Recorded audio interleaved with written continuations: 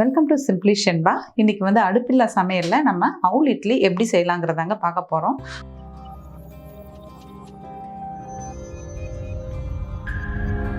பொதுவாகவே பார்த்தீங்கன்னா இட்லி வந்து ஆவியில் வேக வச்சு சாப்பிட்றதுனால சத்து அதிகங்கிறது சொல்லுவாங்க. இது வந்து நம்ம இன்னைக்கு செய்ய போகிறது அதை விட சத்தான இட்லி தான். இப்போ வந்து அந்த அவுல் இட்லி எப்படி செய்யலாங்கிறத பார்க்கலாம் வாங்க. இதுக்கு பார்த்தீங்கன்னா அவுலை வந்து மிக்சி ஜாரில் போட்டு பொடி பண்ணி எடுத்து வச்சுருக்கேன். நான் வெள்ளை அவுல் எடுத்திருக்கேன், நீங்கள் சிவப்பு அவுல் எது வேணும்னாலும் எடுத்துக்கலாம். தேங்காய் பால் எடுத்து வச்சுருக்கேன்,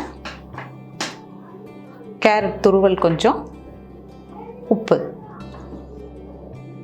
இப்போ இந்த பவுலில் வந்து நம்ம பொடி பண்ணி வச்சுருக்கிற அவுலை வந்து சேர்த்துக்கலாம்.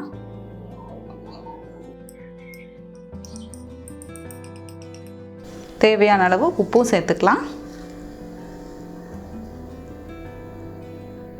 இப்போ உப்பை வந்து நல்லா மிக்ஸ் பண்ணி விட்டுடலாம். இட்லி ஊற்றுறதுக்கு பார்த்தீங்கன்னா நார்மலான இட்லி தட்டு தாங்க எடுத்திருக்கேன். அதில் வந்து இப்போ துணி போட்டுக்கலாம். நம்ம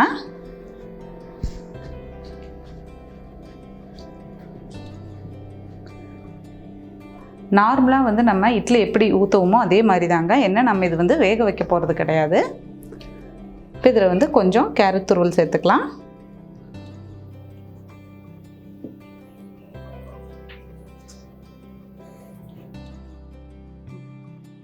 இப்போ வந்து நம்ம இட்லி மாவு தயார் பண்ணிக்கலாங்க.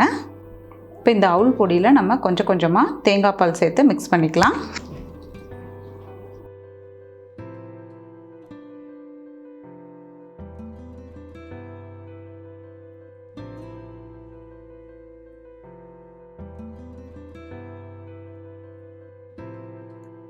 முதல்ல எடுத்ததும் நிறைய அப்படியே தேங்காய் பால் ஊற்ற வேண்டாம், கொஞ்சம் கொஞ்சமாக பார்த்து ஊற்றிக்கோங்க.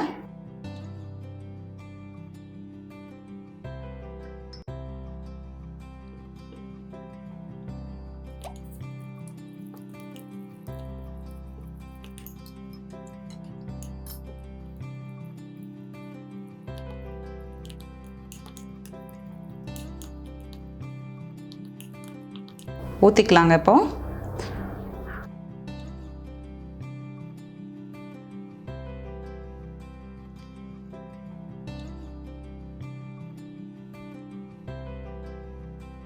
இது வந்து கிளற நமக்கு கட்டியாகிட்டே இருக்கும். லைட்டாக கலக்கின உடனே வந்து நீங்கள் எடுத்து மாவு ஊற்ற ஆரம்பிச்சிருங்க. ஏன்னா அவுல் ஃபுல்லாக இந்த தேங்காய் பாலை அப்சர்வ் பண்ணிடும், அதுக்காக தான்.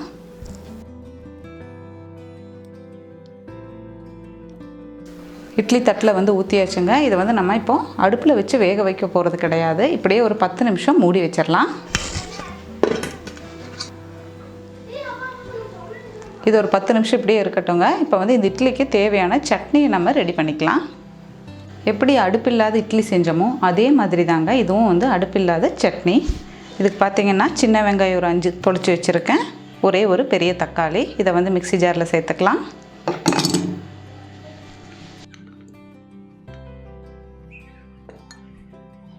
மிளகாய்த்தூள் ஒரு ஸ்பூன் எடுத்திருக்கேன். சின்ன வெங்காயம் காரம் இருக்கு இல்லையா, அதனால் பார்த்துட்டு அளவாக எடுத்துக்கோங்க. தேவையான அளவு உப்பு.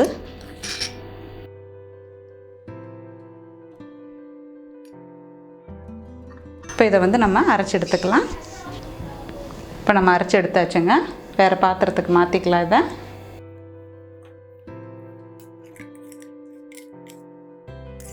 இப்போ இதில் மேலே பார்த்தீங்கன்னா ஒரு ஸ்பூன் தேங்காய் எண்ணெய் சேர்த்துக்கலாம். நல்லா மிக்ஸ் பண்ணி விட்டுடுங்க. அவ்வளோதாங்க, அடுப்பில்லாத இட்லிக்கு சட்னி ரெடி ஆகிடுச்சு. இப்போ இட்லி வச்சு நம்ம 10 நிமிஷம் ஆச்சு, பார்க்கலாம். இப்போ வச்சு நம்ம 10 நிமிஷத்துக்கு மேலே ஆச்சுங்க, எடுத்து பார்க்கலாம். இந்த அவுல் பார்த்தீங்கன்னா அந்த தேங்காய் பால் அந்த ஈரம் ஃபுல்லாக அப்சர்வ் பண்ணியிருக்கு. இட்லி வந்து நமக்கு ரெடி ஆகிடுச்சு. இப்போ எடுத்துக்கலாம். நம்ம எப்படி வருது பாருங்கள். நமக்கு ஆவியில் வேக வச்ச இட்லி மாதிரியே தான் இருக்கும். நீங்கள் தேங்காய் பால் மட்டும் பார்த்தீங்கன்னா கட்டியான தேங்காய் பால் எடுத்து ஊற்றிக்கோங்க.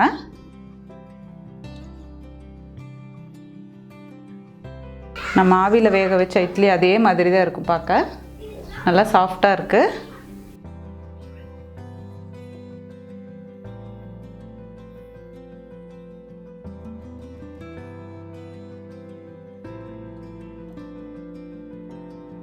அவுல் இட்லி வந்து ரெடி ஆயிடுச்சுங்க. இந்த இட்லி ரெடி பண்ணுறதுக்கு பார்த்தீங்கன்னா நம்ம அவுல் பொடியில் வந்து தேங்காய் பால் ஊற்றுறோம் இல்லையா, அது ஊற்றி லைட்டாக கலக்கின உடனே எடுத்து ஊற்றிடுங்க. ஏன்னா வந்து அந்த அவுல் வந்து தேங்காய் பால் அப்படியே அப்சர்வ் பண்ணி அது கட்டி ஆகிட்டே வரும். அது கலக்கின உடனே ஊற்றணும். இந்த இட்லி வந்து அடுப்பு இல்லாமல் நம்ம சமைக்கிறோம், இது எப்படியும் இருக்குன்னு நினைக்காதீங்க. தேங்காய் பாலும் வந்து அவுளும் சேரும்போது காம்பினேஷன் அவ்வளோ நல்லா இருக்குங்க, நல்ல டேஸ்ட்டாக இருக்குது. நீங்கள் ட்ரை பண்ணி பார்த்துட்டு எனக்கு கமெண்ட் பண்ணுங்கள்.